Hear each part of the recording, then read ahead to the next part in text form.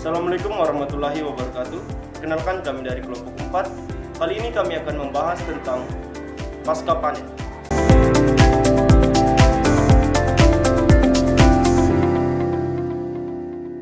Aspek pertama yaitu pembersihan. Pembersihan dalam konteks pasca panen adalah proses menghilangkan kotoran, debu, tanah, sisa-sisa tanaman, dan bahan asing lainnya dari hasil panen. Proses ini penting untuk meningkatkan kualitas produk, memperpanjang umur simpan, dan memastikan keamanan serta kebersihan sebelum produk tersebut disortir, disimpan, dikemas, atau diproses lebih lanjut. Pembersihan bisa dilakukan dengan berbagai cara, tergantung pada jenis produk yang dipanen. Yang pertama, pencucian. Pencucian seperti sayuran, buah-buahan, dan beberapa jenis biji-bijian sering dicuci dengan air untuk menghilangkan kotoran yang menempel. Peniupan udara atau air blowing. Udara bertekanan digunakan untuk meniupkan debu atau kotoran yang ringan dari permukaan produk, sering diterapkan pada biji-bijian atau rempah-rempah. Yang ketiga, penyaringan. Untuk produk seperti biji-bijian, saringan digunakan untuk memisahkan partikel yang lebih kecil seperti kerikil atau serpihan tanaman. Yang keempat, pemisahan mekanis. Alat-alat seperti pemisah gravitasi atau mesin vibrasi digunakan untuk membersihkan bahan asing berdasarkan perbedaan berat atau ukuran. Pembersihan ini sangat penting karena kotoran yang tertinggal dapat menurunkan kualitas, menyebabkan pembusukan, atau bahkan membahayakan kesehatan konsumen jika tidak dihilangkan dengan baik. Terima kasih. Aspek yang kedua, penyortiran dalam pasca panen adalah proses pemilihan dan pemisahan hasil panen berdasarkan kriteria tertentu seperti kualitas, ukuran, bentuk, kematangan, dan kondisi fisik produk. Tujuan dari penyortiran adalah untuk memastikan bahwa hanya produk dengan kualitas yang memenuhi standar yang akan diproses lebih lanjut, dijual atau didistribusikan kepada konsumen. Proses penyortiran ini dapat dilakukan secara manual atau menggunakan mesin. Berikut adalah beberapa contoh kriteria penyortiran. Yang pertama, kualitas. Memisahkan produk yang rusak, cacat, atau terkena penyakit dari produk yang sehat dan layak jual. Kedua, ukuran. Memisahkan produk berdasarkan ukurannya, misalnya buah yang besar, sedang, dan kecil. Dan yang ketiga, kematangan. Memisahkan produk berdasarkan tingkat kematangan, misalnya buah yang sudah matang dan siap dikonsumsi, serta yang belum matang dan masih memerlukan waktu untuk matang.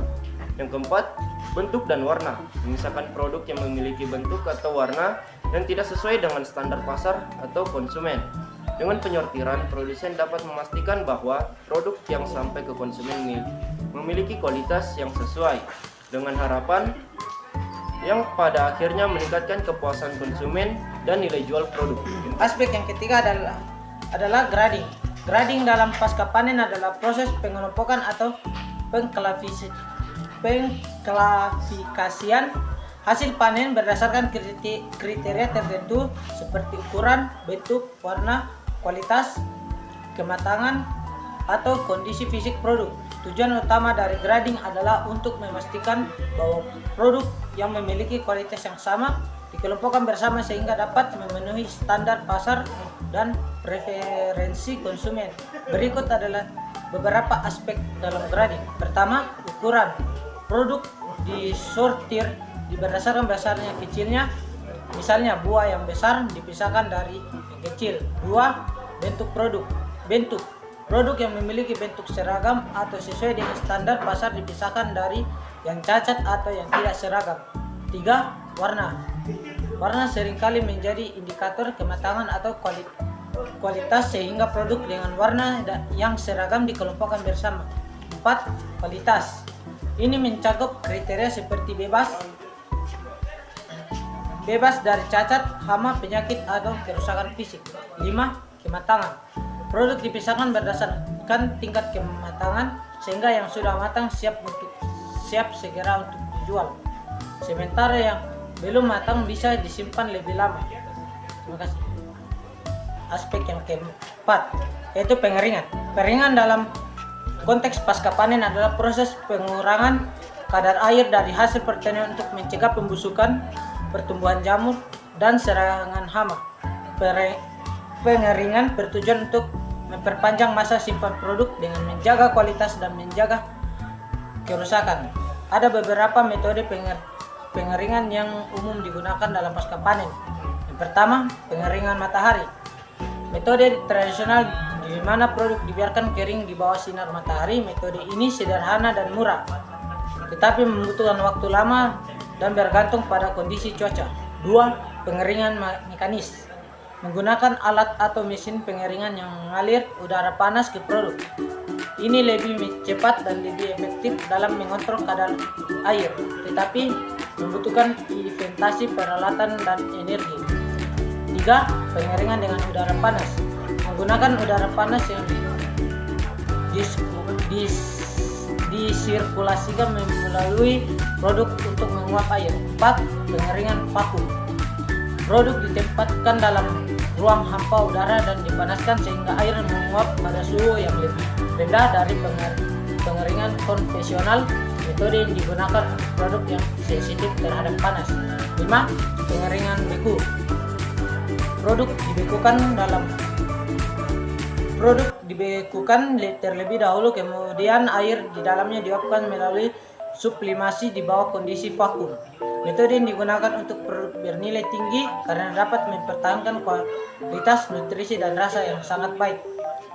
Pengeringan yang baik membantu menjaga kualitas produk seperti warna, rasa, dan kandungan nutrisi, serta menjaga kerusakan akibat mikroorganisme. Terima kasih. Aspek yang kelima adalah pendinginan.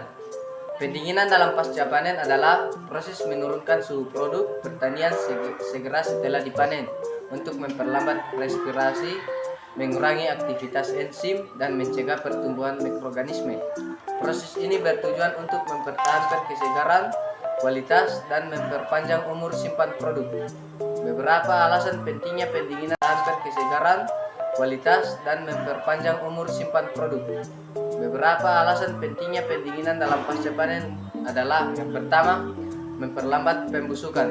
Suhu yang rendah memperlambat aktivitas enzim dan respirasi pada buah, sayur, produk lain sehingga menghambat proses pembusukan. Poin yang kedua, mengurangi kehilangan air. Pendinginan membantu mengurangi laju penguapan air dari produk sehingga mencegah produk menjadi layu atau kering.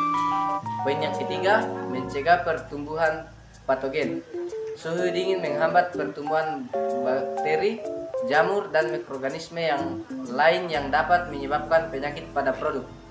Yang poin keempat, mempertahankan kualitas dengan menurunkan suhu, aroma, rasa, dan tekstur pada produk lebih terjaga sehingga kualitas tetap baik saat sampai ke konsumen. Metode pendinginan yang umum digunakan dalam pasca panen meliputi: pertama, pendinginan dengan udara dingin. Produk ditempatkan dalam ruangan dengan sirkulasi udara dingin. 2. Pendinginan dengan air es. Produk direndam atau disiram dengan air es untuk menurunkan suhu secara cepat. 3. Pendinginan vakum. Udara disedot dari sekitar produk untuk mempercepat pendinginan. Berikut pendinginan kriogenik. Menggunakan nitrogen cair atau karbon dioksida untuk mendinginkan produk secara cepat. Pendinginan adalah langkah krusial dalam rantai pasca panen, terutama untuk produk yang mudah rusak seperti buah-buahan, sayuran, dan bunga. Dan aspek yang keenam, pengemasan. Pengemasan dalam konteks pasca panen adalah proses membungkus atau menempatkan produk hasil panen ke dalam wadah atau kemasan tertentu sebelum didistribusikan atau dipasarkan. Tujuan utama pengemasan adalah untuk melindungi produk dari kerusakan fisik, kontaminasi, dan kondisi lingkungan yang dapat mengurangi kualitas produk seperti kelembaban, cahaya, dan suhu ekstrim. Pengemasan juga berfungsi untuk: yang pertama, melindungi produk. Kemasan membantu melindungi produk dari benturan, tekanan, dan kerusakan selama penyimpanan dan transportasi. Yang kedua, mempertahankan kualitas. Pengemasan yang baik dapat memperpanjang umur simpan produk dengan menjaga kelembapan suhu dan mencegah kontaminasi mikroba atau serangga. Ketiga, memudahkan penanganan. Produk yang dikemas lebih mudah untuk diangkut, disimpan, dan ditangani selama proses distribusi. Yang keempat, memberikan informasi. Kemasan sering kali mencantumkan informasi penting seperti tanggal kadaluarsa, instruksi penyimpanan, berat, dan kandungan nutrisi yang bermanfaat bagi konsumen. Yang kelima, meningkatkan nilai estetika. Kemasan yang menarik dapat meningkatkan daya tarik produk di mata konsumen sehingga dapat mempengaruhi keputusan pembelian. Yang keenam, standarisasi. Pengemasan memungkinkan standarisasi produk, memudahkan proses distribusi dan penjualan dalam jumlah besar atau eceran. Dalam pasca panen, pemilihan bahan kemasan yang tepat sering sangat penting. Bahan kemasan yang bisa berupa plastik, kertas, kardus, kaca, atau bahan lain yang sesuai dengan jenis produk dan kebutuhan distribusi. Baik teman-teman, kita masuk di faktor-faktor yang perlu diperhatikan dalam penyimpanan meliputi suhu. Suhu yang rendah biasanya diperlukan untuk memperlambat proses metabolisme dalam produk segar seperti buah dan sayuran. Kelembaban relatif harus diatur untuk mencegah pembusukan atau pengeringan kelebihan. Terusnya teman-teman, ventilasi yang baik diperlukan untuk menghilangkan panas dan gas yang dihasilkan oleh produk selama penyimpanan. Kita masuk ke cahaya. Cahaya beberapa produk perlu disimpan dalam kondisi gelap untuk mencegah degradasi warna dan nutrisi. Kita masuk di kontrol hama. Penyimpanan harus diperlukan di tempat yang terlindung dalam hama seperti serangan tikus atau burung. Metode penyimpanan bisa sangat bervariasi, mulai dari penyimpanan sederhana di gudang atau silo hingga penyimpanan yang lebih kompleks seperti dinding, pendingin,